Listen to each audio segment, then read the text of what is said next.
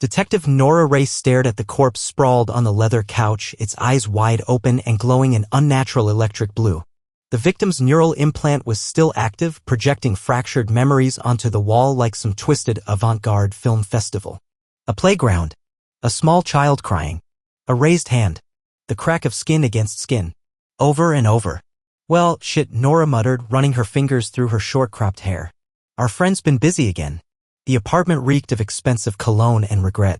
She recognized the victim from the society pages, Damian Walsh, tech entrepreneur and philanthropist. At least that's what his public profile claimed. The memories looping on the wall painted a different picture. Officer Tran approached, careful not to disturb the digital crime scene. That's the fourth one this month. Same MO. Yeah. The memory thief strikes again, Nora said, her tone dripping with the kind of sarcasm that comes from seeing too much of humanity's worst hits. Get forensics to map the whole projection before they shut down the implant. I want every pixel of this nightmare. In 2052, memory technology had gone from medical miracle to consumer product in record time. What started as treatment for dementia and PTSD had evolved into memory mark. The must-have neural implant that let users record, enhance, and even share memories like social media posts. Want to relive your wedding day? There's an app for that. Miss your deceased mother? Just replay your favorite childhood memories in high definition. The ads never mention the side effects, the addiction, the black market, the weaponization, and they certainly never predicted a serial killer who left victims with their worst memories playing on repeat as a calling card.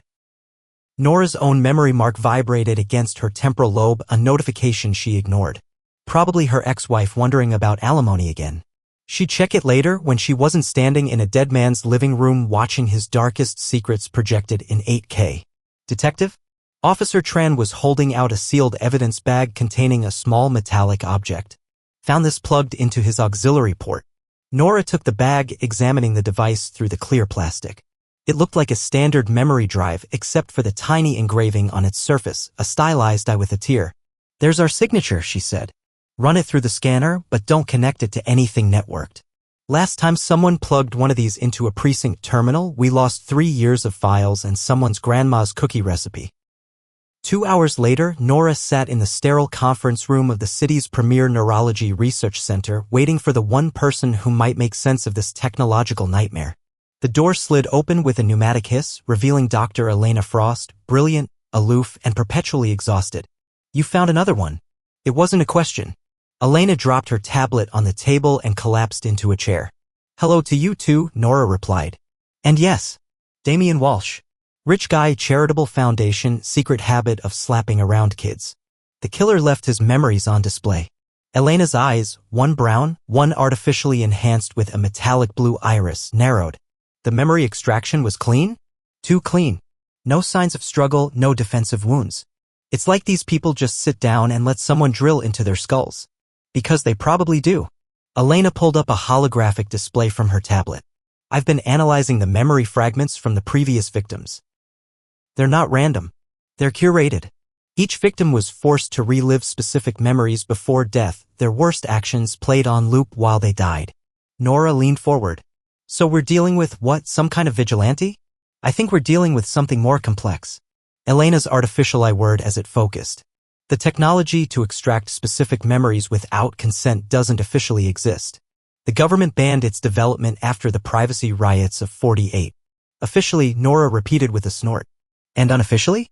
Unofficially, I think someone's found a way to not only extract memories without permission but to amplify them. To make them so vivid that they become a form of psychological torture. Nora felt the familiar weight of a case getting more complicated by the second. Great. So I'm hunting a killer with impossible technology who's targeting people based on their secret misdeeds. Any other good news? Elena's expression softened. Just slightly. Actually, I think I can help you catch them. How's that?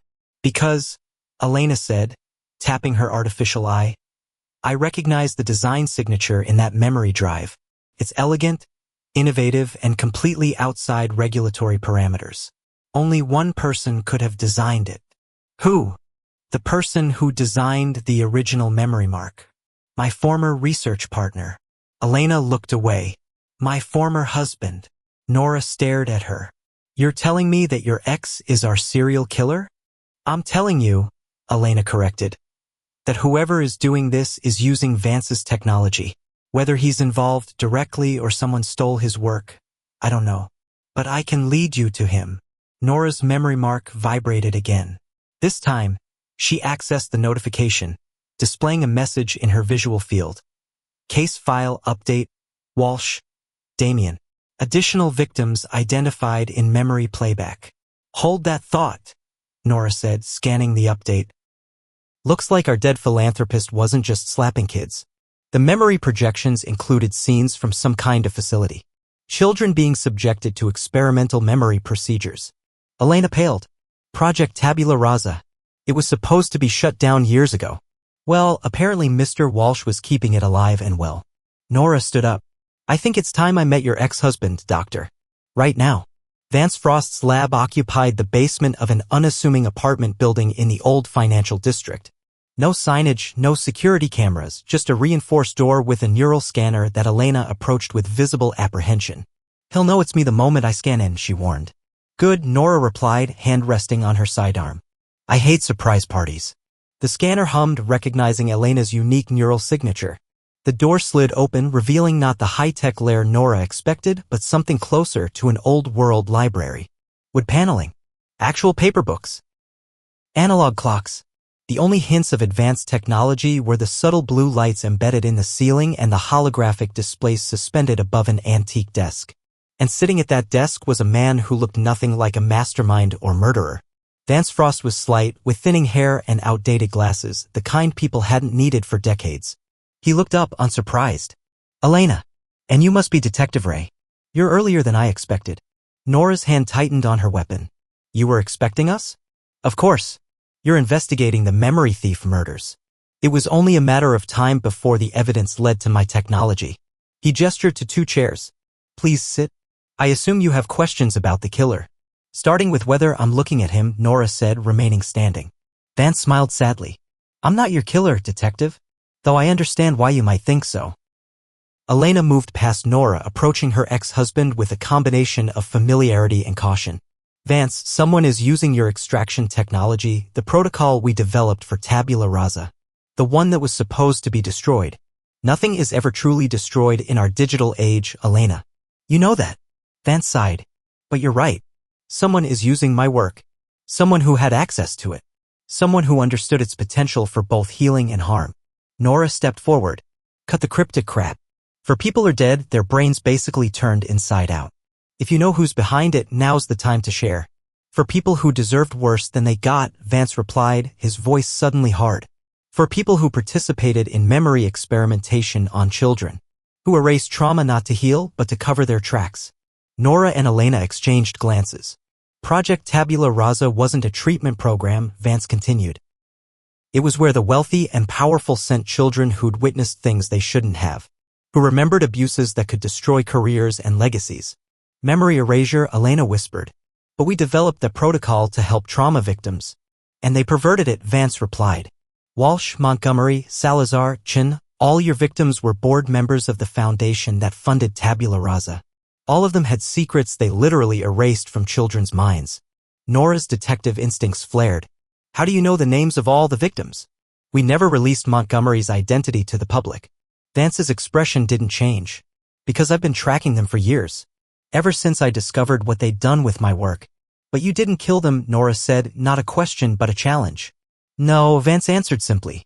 I wanted to. But someone beat me to it. A soft voice spoke from the doorway behind them. He's protecting me.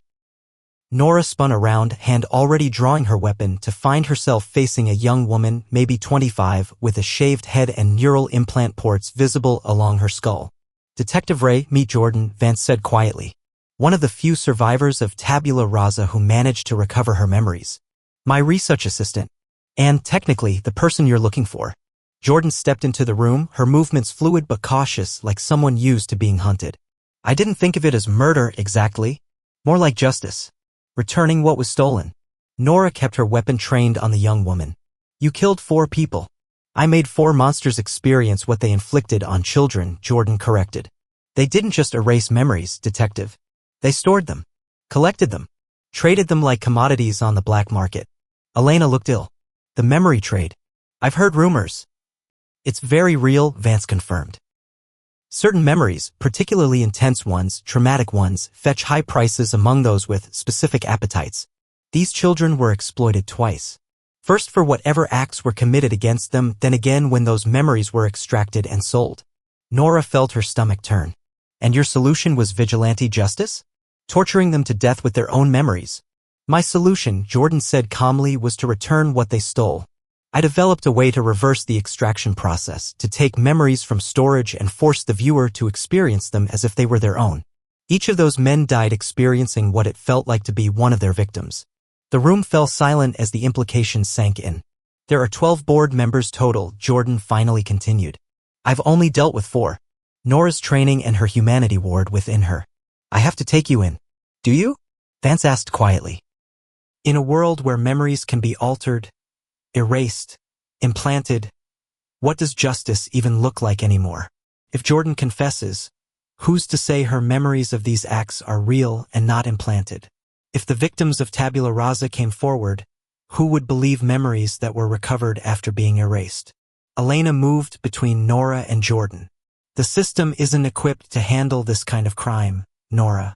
It never has been. Nora's memory mark vibrated again. This time, it wasn't a notification but a file transfer request. From Jordan. What is this? She demanded.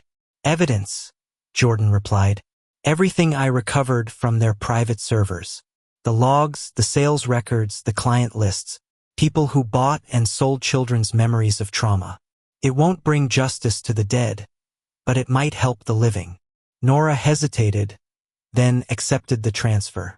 Immediately, her visual field filled with data names, transactions, memory catalogs organized by type and intensity.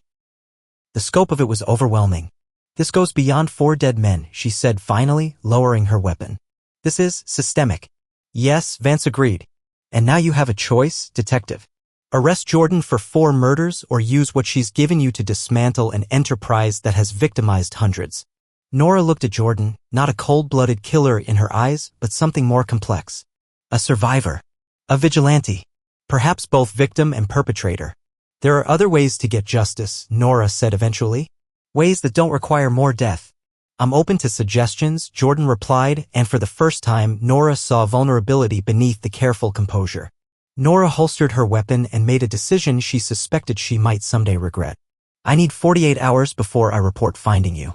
Time to verify this data and set some things in motion. Elena exhaled sharply. Nora. I'm not promising anything beyond that, Nora continued. But if this information is legitimate, if it leads where I think it does, there might be a way to bring down the entire operation without you spending your life in prison. Jordan and Vance exchanged glances, a silent communication between 2 people who had seen too much of the world's darkness. 48 hours, Jordan agreed. As they left the building, Elena touched Nora's arm. You're taking an enormous risk. Maybe, Nora conceded, her memory mark heavy against her skull as it processed the transferred files. Or maybe I'm finally understanding what we're really dealing with here.